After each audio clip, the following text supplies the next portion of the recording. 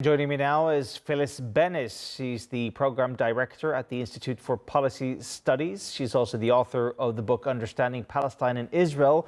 And she joins us live from Washington, D.C. Very good to have you on the program during this winter storm that you're experiencing there over in the U.S. And for taking the time to talk to us. Now, let's focus on what's happening in Gaza. Is this what we're seeing, basically a turning point, where the last hostage remains returned and now the Rafah crossing possibly about to reopen? I don't think we can say this is a turning point. The beginning of phase 2 was supposed to follow phase 1. The problem is phase 1 is not being completed. Phase 1 was supposed to be a ceasefire. This past weekend, we saw 7 Palestinians killed, another 7 injured, 3 more were killed today, Monday. So this is not the end of phase 1. Phase 1 has not finished because there is no ceasefire. The humanitarian aid, we just saw a tape of it. I'm not sure which crossing that was, if that was the closed Rafah crossing or one of the others, but all of the crossings have trucks backed up for thousands of meters, for miles in some cases, filled with humanitarian goods that are not being allowed in. 37 international non-governmental humanitarian organizations have been barred from entering Gaza or bringing in their supplies. So all of this is going on with the Israelis claiming that the only thing left in phase 1 was the recovery of one last body, which they did. Once the Palestinians were able to tell them where it was, they couldn't get to it because they have no equipment, they have no trucks, they have no excavation equipment. There are thousands, tens of thousands of Palestinian bodies still under the rubble. No one seems very concerned about them. There was a lot of concern about this one last Israeli body, which is fine. There should be concern about all the bodies. But there are somewhere between 10 and 15,000 more that no one is even talking about. And people are dying. They're being shot at and bombed by the Israelis in complete violation of what was supposed to be phase 1 of the ceasefire, but is not a ceasefire at all. They are still being denied access to sufficient food, medical care, water. Clean water is still at a premium across Gaza. And there is no shelter in this crippling winter weather with rain, with wind.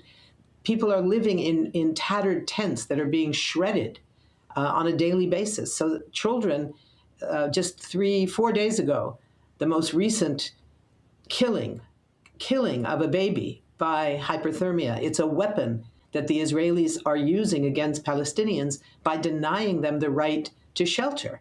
And babies are dying from the cold.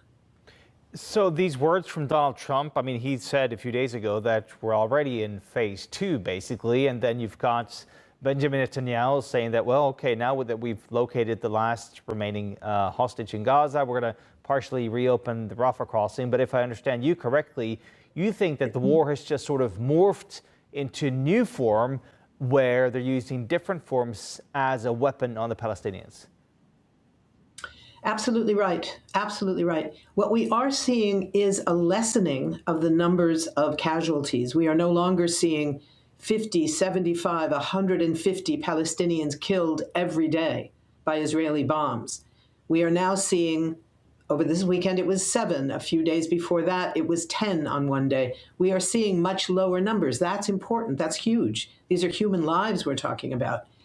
But the notion that it's somehow over because, quote, only 10 Palestinians are killed on a given day, that's not acceptable. That's not a ceasefire. It's not a ceasefire. So the question is, when will there be a real ceasefire? When will there be a real move to begin rebuilding Gaza? You know, we hear that there is a move from the Israeli side to remove some of the rubble from the area of Rafah. The entire city of Rafah was destroyed under Israeli bombs.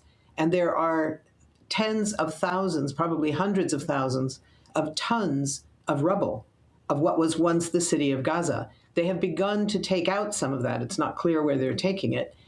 But when is that going to happen for the rest of Gaza? We're talking about 2 million people who have been almost entirely displaced.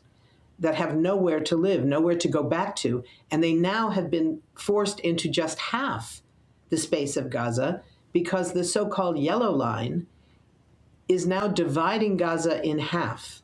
So the 2 million people who we used to talk about being squeezed into this tiny territory that was one of the most crowded pieces of land on earth are now being squeezed into half of that most crowded territory. So imagine how crowded it is now when people also don't have shelter.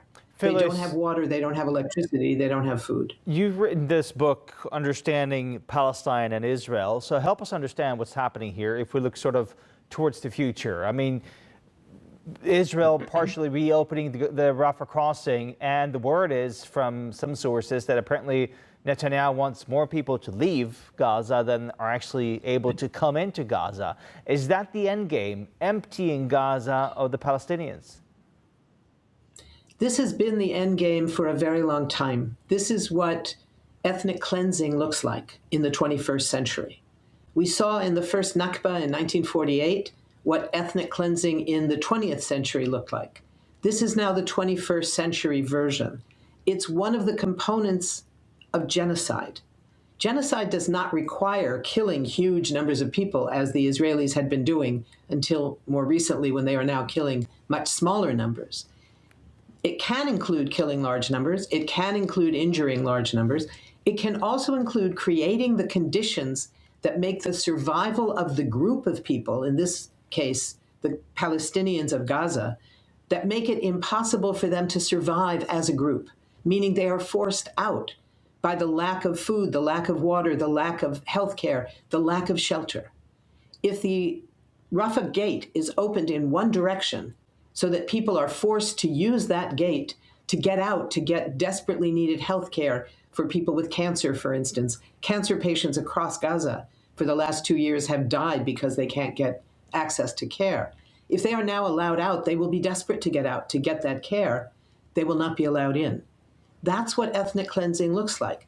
When we heard from Jared Kushner 2 days ago in Davos, when he came in with his slides of this glamorous Dubai-style resort, it was like an amusement park. Palestinians looked at that and said, where are we?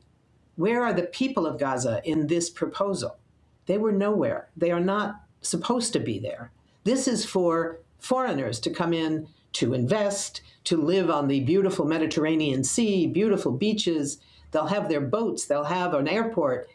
Palestinians are not part of the equation. No Palestinians have been involved in the discussions about what should happen.